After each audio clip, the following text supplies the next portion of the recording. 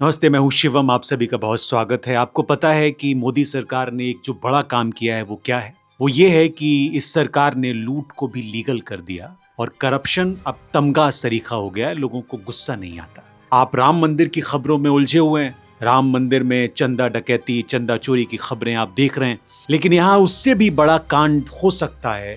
3 जुलाई को दिल्ली के इंदिरा पर्यावरण भवन से एक ही दिन में 4 ऑर्डर निकलते। पर्यावरण मंत्री भूपेंद्र यादव के निजी सचिव अमर सिंह को उनके मूल कैडर वापस भेज दिया जाता है। 2 अतिरिक्त निजी सचिवों की छुट्टी होती है।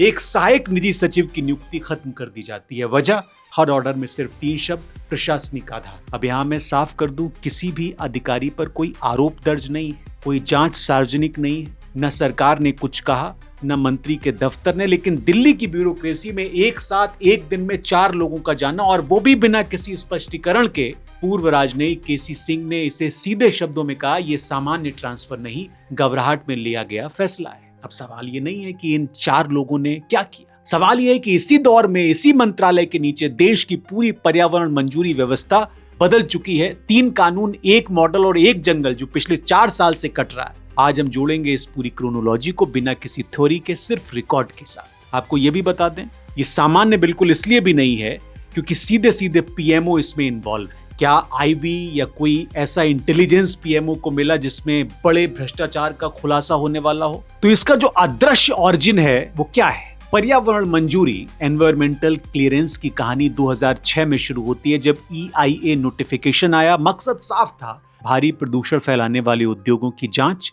लेकिन वक्त के साथ इसका दायरा इतना बढ़ा दिया गया कि 20,000 वर्ग मीटर से बड़ा कोई भी निर्माण इसके दायरे में आ जाता है। नतीजा, एक अपार्टमेंट बिल्डर से लेकर कोयला खदान तक सबको एक ही रास्ते से गुजरना पड़ता है, जिसमें अक्सर 1-2 साल लग जाते हैं। पिछले दशक में इस व्यवस्था को आसान बनाने के नाम पर 3 बड़े बदलाव किए इस सरकार। पहला, फॉरेस्ट कंजर्वेशन अमेंडमेंट एक्ट 2023। इसमें 1980 के फॉरेस्ट कंजर्वेशन एक्ट के दायरे को सीमित किया। 1996 के गोदा वर्मन फैसले ने वन की परिभाषा बड़ी व्यापक कर दी थी। रिकॉर्ड में दर्ज न होने पर भी अगर कोई जमीन जंगल जैसी दिखे तो उसे संरक्षण मिलता था। 23 के संशोधन ने कई श्रेणियों की जमीन, जैसे सीमा से 100 किलोमीटर के दायरे के भीतर की जमीन, निजी प्लांटेशन को इस दायरे से बाहर कर दिया। दूसरा, MMDR अमेंडमेंट एक्ट 2023। इसने क्रिटिकल मिनरल्स की माइनिंग में निजी क्षेत्र को खोल दिया। कई खनिज ब्लॉक जो पहले सरकारी नियंत्रण में थे,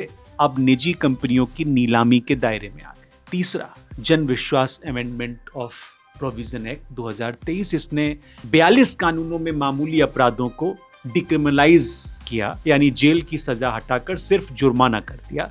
इसमें एनवायरमेंट प्रोटेक्शन एक्ट 1986 और एयर प्रिवेंशन एंड कंट्रोल और पॉपुलेशन एक्ट भी शामिल। सरकार का तर्क था ईज ऑफ डूइंग बिजनेस, लेकिन इसका मतलब यह भी था कि पर्यावरण नियम तोड़ने पर अब जेल जाने का डर लगभग खत्म हो गया। इसके साथ एक और मैकेनिज्म चुपचाप मजबूत हुआ, post facto x facto clearance, यानी पहले प्रोजेक्ट शुरू करो, बाद में मंजूरी ले लो। सामान्य समझ में यह वैसा ही है जैसे कोई पहले गाड़ी बिना लाइसेंस चलाए और बाद में लाइसेंस बनवा ले, और कानून उसे इजाजत भी दे दे। जो जंगल कट गया, जो नदी प्रदूषित हो गई, वो वापस नहीं आती, भले ही बाद में कागज ठीक कर दिए जाएं, जो हुआ।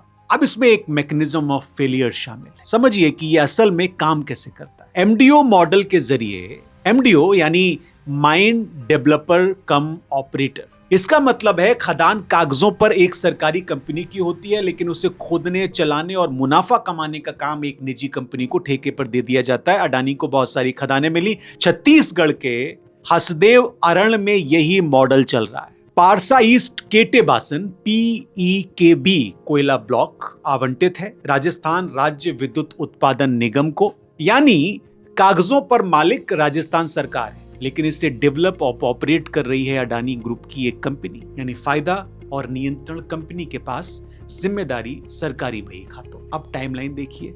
PEKB का पहला फेज 2013 में शुरू हुआ, 762 हेक्टेयर में ये पूरा हो गया। फिर शुरू हुआ फेज 2, बचे हुए 1136 हेक्टेयर के लिए गोल्डमैन एनवायरमेंटल प्राइज, जिसे ग्रीन नोबल भी कहा जाता है, जीतने वाले एक्टिविस्ट आलोक शुक्ला के मुताबिक अकेले फेज 2 में करीब 45,000 से 50,000 पेड़ काटे जा चुके हैं और कुल मिलाकर 2.5 लाख पेड़ काटे जाने के अनुमान है। 2022 में कांग्रेस सरकार के दौर में विधानसभा ने एक प्रस्ताव पास किया था हसदेव में नई खदानों पर रोक, लेकिन दिसंबर 23 में सरकार बदली, भाजपा सत्ता में आई और ठीक इसके कुछ ही हफ्तों बाद 21 दिसंबर 23 से भारी पुलिस बल की मौजूदगी में फेज 2 के लिए पेड़ों की कटाई फिर शुरू हो। ये सिर्फ एक तरफ की कहानी नहीं है। कांग्रेस के दौर में भी अप्रैल 22 में राजस्थान के तत्कालीन मुख्यमंत्री अशोक गहलोत ने छत्तीसगढ़ के तत्कालीन मुख्यमंत्री भूपेश बघेल पर कोयला आपूर्ति बढ़ाने का दबाव डाला था और इसके बाद पहली बार तेजी से पेड़ कटे थे। यानी ये किसी एक पार्टी की कहानी नहीं है, दोनों तरफ की सरकारों के दौर में तेजी आई,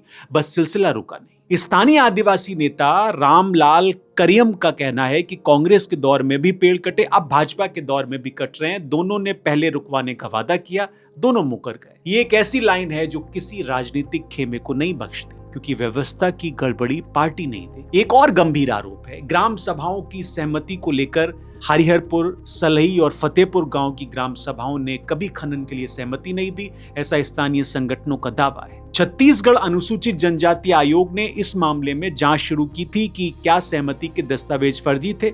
ये एक चल रही जांच है, यानी अभी अंतिम निष्कर्ष सार्वजनिक नहीं है, लेकिन आयोग ने अंतरिम आदेश में पारसा ब्लॉक के विस्तार पर अस्थायी रोक भी लगाई थी। ये सारी चीजें हुई हैं। ये घटना मैंने आपको इसलिए बताई क्योंकि ये बहुत वायरल रही है, लेकिन आज की तारीख में जो वायरल और ट्रेंडिंग घटनाक्रम है वो पर्यावरण मंत्रालय में एक साथ ये जो एक्शन लिया गया है। ये अब जरा पीछे हटकर पूरी तस्वीर को देखिए। एक तरफ केंद्र में कानून बदलते हैं, जंगल की परिभाषा सिकुड़ती है, जेल की सजा जुर्माने में बदलती है, पोस्ट फैक्टो क्लियरेंस को वैधता मिलती है। दूसरी तरफ राज्यों में जमीन पर वही ढांचा काम करता है, सरकारी मालिकाना हक, निजी ऑपरेशंस और मुनाफे का बहाव एक दिशा। जो दिखता है वो ये कि जीडीपी ग्रोथ, बिजली उत्पादन के आंकड़े, ईज ऑफ डूइंग बिजनेस। जो नहीं दिखता 15,000 आदिवासी परिवारों की जिंदगी जो जंगल पर डिपेंड है, हाथियों का घटता आवास और वन्य जीव संस्थान की वो चेतावनी जो कहती है कि खनन से बांगो डैम और मानव हाथी संघर्ष दोनों पर असर पड़ेगा। पैसे का बहाव समझिए। एक आम मिसाल से अगर एक कोयला ब्लॉक से सालाना 20 मिलियन टन कोयला निकलता है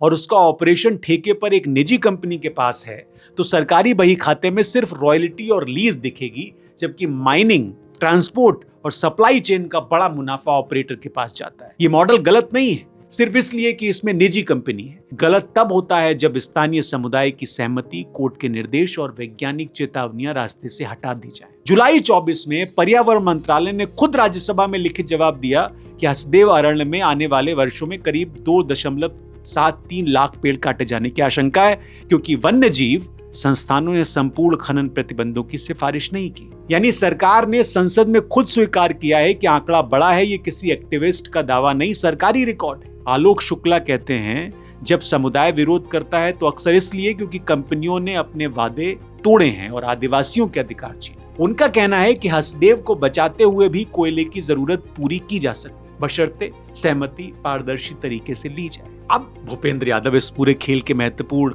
मंत्री हैं। अब उनकी तरफ से, मंत्रालय की तरफ से कई बार ये कहा गया, एक बड़ा और वाजिब तर्क उनकी तरफ से दिया गया कि भारत की मौजूदा नियामक व्यवस्था पुरानी शक्ल में खुद एक बड़ी समस्या थी। पत्रकार पीयूष दोषी और अनुज गुप्ता ने अपने एक विश्लेषण में ये बात उठाई कि EIA जैसी व्यवस्था के चलते एक सामान्य रिहायशी प्रोजेक्ट को भी सालों इंतजार करना पड़ता है, जिससे लागत बढ़ती है, प्रोजेक्ट टलते हैं या रद्द हो जाते हैं, और विडंबना ये है कि इससे पर्यावरण को भी सुरक्षा नहीं मिलती जिसके लिए ये व्यवस्था बनी है। यानी लंबी अपारदर्शी प्रक्रिया अपने आप में कोई गारंटी नहीं थी, ये सिर्फ देरी पैदा करती थी, नतीजा नहीं देती थी। इस नजरिए से देखें तो 23 के कानूनी बदलाव, खासकर Jan Vishwas Act, ease of doing business के लिए जरूरी सुधार लगते हैं, न कि किसी सिंडिकेट की साजिश। हर मामूली तकनीकी चूक के लिए जेल की धमकी देना बड़े और छोटे उद्यमियों दोनों के लिए एक तरह का ओवर क्रिमिनलाइजेशन था, जिसे ठीक करना जरूरी था। ये देखने में ठीक लगता है, लेकिन दूसरी तरफ राज्य सरकार का भी पक्ष, छत्तीसगढ़ के मौजूदा मुख्यमंत्री विष्णुदेव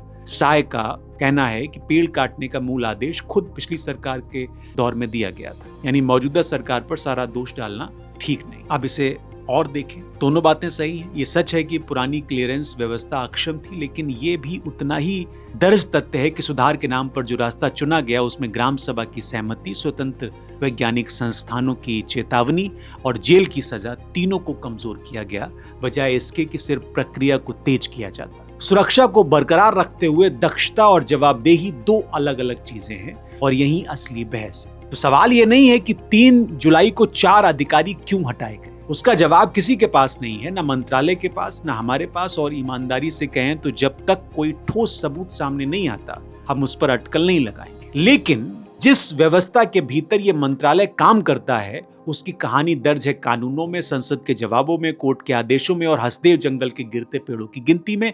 3 कानून जंगल की परिभाषा को सिकोड़ते हैं। एक मॉडल मालिकाना हक और मुनाफे को अलग अलग रखता है, और एक जंगल है जो 2 अलग अलग सरकारों के दौर में बिना रुके कटता रहता है। आपसे 3 सवाल। पहला, जब जेल की सजा हटाकर सिर्फ जुर्माना बचता है तो क्या पर्यावरण कानून सच में कानून रह जाता है या सिर्फ एक लागत बन जाता है जिसे कोई भी बड़ी कंपनी आसानी से चुका सकती? दूसरा, अगर ग्राम सभा की सहमति पर ही सवाल उठ रहे हैं और जांच अभी अधूरी है तो कोई भी क्लियरेंस, चाहे वो कितनी भी कानूनी क्यों न हो, नैतिक तौर पर कैसे जायज ठहराई जा सकती? और तीसरा, जब एक तरफ हम दुनिया के मंच पर नेट जीरो की बात करते हैं और दूसरी तरफ अपने ही जंगलों में यह बहस चलती है कि कागजों पर मालिकाना हक किसका है और मुनाफा किसकी जेब में जा रहा है, तो असली सवाल विकास का नहीं, पारदर्शिता का है। हम किसी को दोषी नहीं बता रहे, बस सबूत सामने रख रहे हैं। आप जरूर बताइए, क्योंकि ये जो इस्तीफे हुए हैं अभी इसमें बहुत सारी परतें आएंगी, और जैसे मंत्रालय दर मंत्रालय, विभाग दर विभाग, मंत्री दर मंत्री, एक एक करके तमाम स्कैम सामने आ रहे हैं और एक पूरी क्रोनोलॉजी है, कैसे क्लियरेंस होता है, किसको क्लियरेंस दिया जाता है। भले ही 3-3.5 हजार करोड़ का बजट हो पर्यावरण मिनिस्ट्री का, लेकिन ये मिनिस्ट्री लाखों करोड़ के प्रोजेक्ट के लिए जिम्मेदार है। और जो पॉलिसीज में तब्दीलियां की इस सरकार ने पिछले कुछ सालों में, वो इस बात की तस्दीक करती हैं कि करप्शन का एक कितना बड़ा रूप, क्योंकि माइनिंग और पर्यावरण एक दूसरे के साथ गुंधे हुए मंत्रालय, और ये जो अधिकारी हटे हैं एक तरीके से यही अधिकारी मंत्रालय चलाते हैं। जैसे जैसे इसमें खबर अपडेट होगी हम आपको जरूर अपडेट करेंगे। लेकिन ये जो हसदेव अरण्य या जो दूसरी कोल ब्लॉक्स का पूरा मामला है जो लगातार सुर्खियों में रहा, इसके हिडन कई सारे फैक्टर हैं जिस पर अभी तक बहुत कम रिपोर्टिंग हुई। अब जब ये 4 अधिकारी चले गए तो लोग इस पर बात कर रहे हैं, लोग इस पर बहस कर रहे हैं, और किसी बड़े करप्शन की बू आ रही है, क्योंकि इसमें कहीं ना कहीं पीएमओ का दखल भी है। आज की इस स्टोरी में इतना ही। कल फिर आपसे मुलाकात करेंगे किसी और स्टोरी के साथ। इस स्टोरी में अपडेट होगा तो आपको जरूर दें। बहुत शुक्रिया।